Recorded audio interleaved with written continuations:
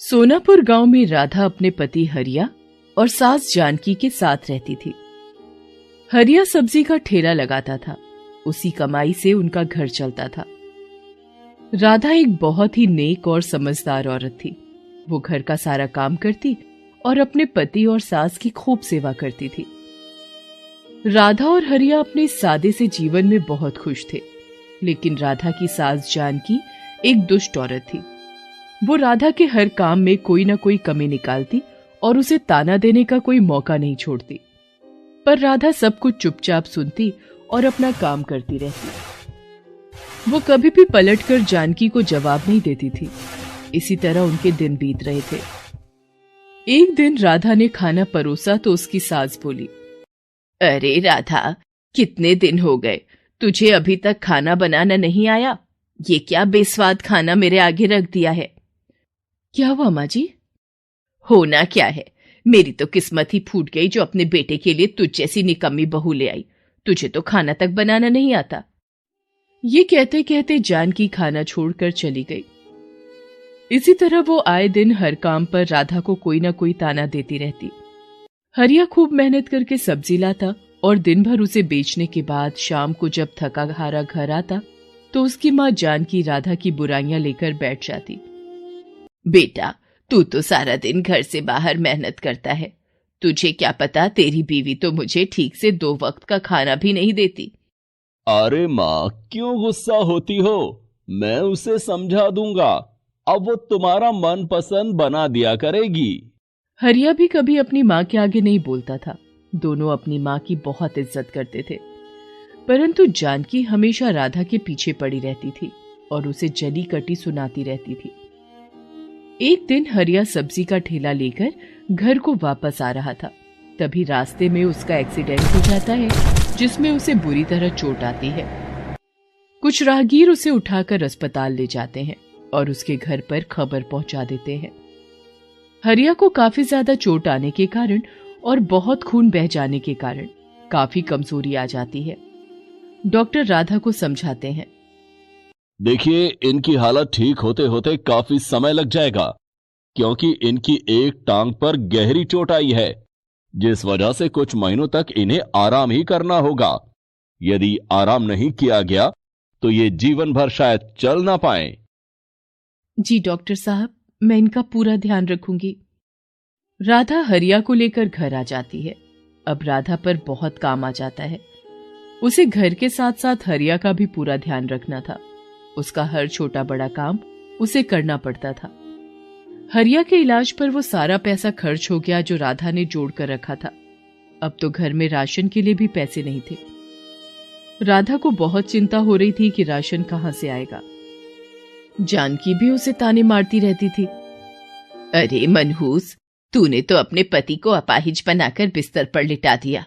अब इस बुढ़ापे में क्या मैं राशन का इंतजाम करने जाऊंगी? तू तो जवान है, कुछ काम क्यों नहीं करती? राधा जानकी की ऐसी बातें सुनकर बहुत दुखी और चिंतित होती थी। वो कुछ काम नहीं जानती थी जिससे कि पैसा कमाया जा सके। हे भगवान, ये कैसी परीक्षा की घड़ी में तूने मुझे डाल दिया है। अब मैं घर को संभालूं या कमाने के लिए बाहर जाऊं? मैंने तो कभी कोई काम किया नहीं। भगवान, आप ही मेरी मदद करें। राधा स्वभाव की बहुत अच्छी थी। इसी कारण पड़ोस के लोगों ने उसकी काफी मदद की, जिससे कि अब तक उसका गुजारा चल रहा था। परंतु अब केवल 2 दिन का ही राशन बचा था। राधा चिंतित हो रही थी और घर के बाहर मुंडेर पर गहरी सोच में बैठी थी। तभी वहां एक साधु बाबा आते हैं। बेटी, क्या इस भूखे साधु को कुछ खाने को मिलेगा? राधा सोच में पड़ जाती है कि उसके पास तो अपने खाने के भी लाले पड़े हैं और ऐसे समय में इस साधु बाबा को क्या खिलाए। परंतु राधा स्वभाव की बहुत अच्छी थी, जिस कारण वे उन्हें मना नहीं कर सकी। उसने सोचा, उसके हिस्से का जो रूखा सूखा पड़ा है वो वही बाबा को दे देती है। आप यहां बैठिए बाबा, इस गरीब के घर में जो रूखा सूखा है वही ग्रहण करें। ये कहते हुए राधा थाली में भोजन परोस लाती है और साधु बाबा के आगे रख देती है। बेटी, मैं तुम्हारे चेहरे पर चिंता देख रहा हूं। मुझे बताओ, तुम्हें क्या कष्ट है? नहीं बाबा, कुछ नहीं। परंतु बाबा के बार बार पूछने पर राधा उन्हें अपनी सारी परेशानी बता देती है। मैं जानता हूं कि तुम बहुत परेशानी में हो, फिर भी तुमने मुझे भोजन खिलाया। तुम एक बहुत नेक औरत हो, इसीलिए मैं तुम्हारी मदद करना चाहता हूं। आप मेरी मदद कैसे करेंगे? साधु बाबा एक कपड़े सीने की मशीन राधा को देते हैं और कहते हैं, देखो बेटी, इस मशीन में जादू है जो तुम्हारी मदद करेगी। तुम इसे अपने पास रखना। तुम्हें जो भी सिलना आता है, तुम वही कपड़े सिलना शुरू करो। बाबा, मुझे तो केवल बच्चों के कपड़े सिलने आते हैं, परंतु मैं घर से बाहर नहीं जा सकती क्योंकि मुझे अपने पति का भी ख्याल रखना होता है। हाँ, मैं सब समझता हूँ बेटी, तभी तो मैंने तुम्हें ये जादुई मशीन दी है जो तुम्हारी मुश्किल आसान कर देगी। तुम घर बैठे ही बच्चों के कपड़े सिलना।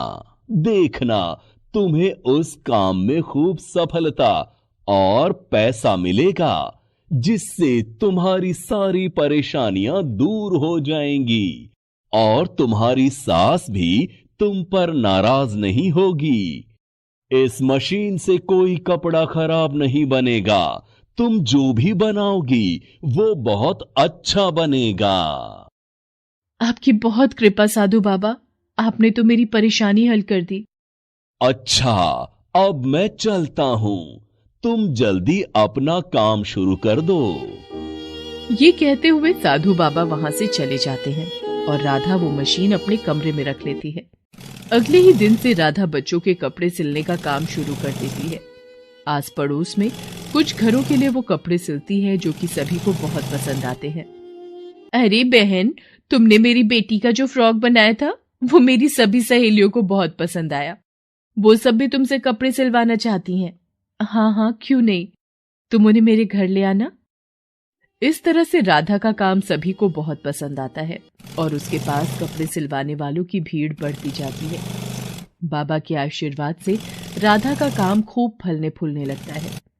अब वो घर पर रहकर ही अपने पति का ध्यान भी रखती और कपड़े सिलने का काम भी करती है।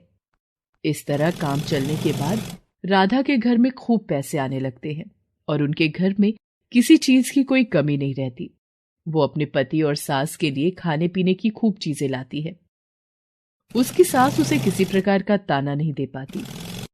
हरिया की तबीयत भी दिनों दिन ठीक होती जाती है और वो एक दिन राधा से कहता है, राधा, अब मेरी तबीयत काफी ठीक हो गई है। मैं भी तुम्हारे साथ तुम्हारे काम में मदद कर सकता हूँ। तुमने मेरी इतनी सेवा की और मेरे घर माँ का भी ध्यान रखा, साथ साथ तुमने ये काम भी चलाया। मैं तुम्हारा शुक्रिया अदा करना चाहता हूँ। ये सब बातें सुनकर राधा की सास भी शर्मिंदा हो जाती है और अपनी बहू से कहती है, बेटी, मुझे माफ कर दो। मैंने तुम्हारी काबिलियत पर हमेशा शक किया और तुम्हारे हर काम करने के बाद भी मैंने तुम्हें ताना ही मारा। परंतु आज तुम्हारी वजह से मेरा बेटा भी ठीक हो गया और हमारे घर में किसी चीज की कोई कमी भी नहीं रही। अरे माँ जी, आप माफी क्यों मांग रही हैं? ये मेरा ही घर है, आप लोग मेरे अपने हैं। मेरा फर्ज बनता है कि मैं इस घर का पूरा ध्यान रखूं और मैंने पूरी कोशिश भी की। बस आप दोनों का आशीर्वाद मुझ पर ऐसे ही बना रहे। राधा की एक पड़ोसन उसकी ये सफलता देखकर बहुत जलती है और राधा से बातों बातों में पूछ लेती है कि आखिर उसकी सभी परेशानियां खत्म होने का क्या राज है। उस पड़ोसन को जैसे ही पता चलता है कि राधा के पास एक जादुई मशीन है, वो जलन के मारे पागल हो जाती है और उस मशीन को चुराने का विचार बनाती है। एक दिन जब राधा घर पर नहीं थी, वो बहाने से उसके घर जाती है और उसकी मशीन चुराकर अपने घर ले आती है। वो जैसे ही मशीन पर काम करने लगती है, उसके दोनों हाथ बुरी तरह जख्मी हो जाते हैं और जलने लगते हैं। वो जोर जोर से मदद के लिए चिल्लाने लगती है। तभी उसकी आवाज सुनकर राधा भागी हुई उस पड़ोसन के घर आती है और देखती है कि उसकी जादुई मशीन उस पड़ोसन के पास है और वो जख्मी हालत में चिल्ला रही है। राधा जल्दी से उसके हाथों की आग बुझाती है और मरहम पट्टी करती है। ये सब होने के बाद वो पड़ोसन बहुत शर्मिंदा होती है और राधा से माफी मांगती है। मुझे माफ कर दो राधा, मैंने जलन में आकर तुम्हारी जादुई मशीन चुरा ली जिसका मुझे ये फल मिला, लेकिन तुमने फिर भी मेरी मदद की। तुम बहुत अच्छी हो राधा, तभी तुम पर भगवान का आशीर्वाद है। मैंने चोरी करके बहुत बड़ी गलती की, मुझे माफ कर दो। नहीं बहन, ऐसी बातें मत करो, गलती तो हर इंसान से हो जाती है। तुमने अपनी गलती मान ली, यही बड़ी बात है।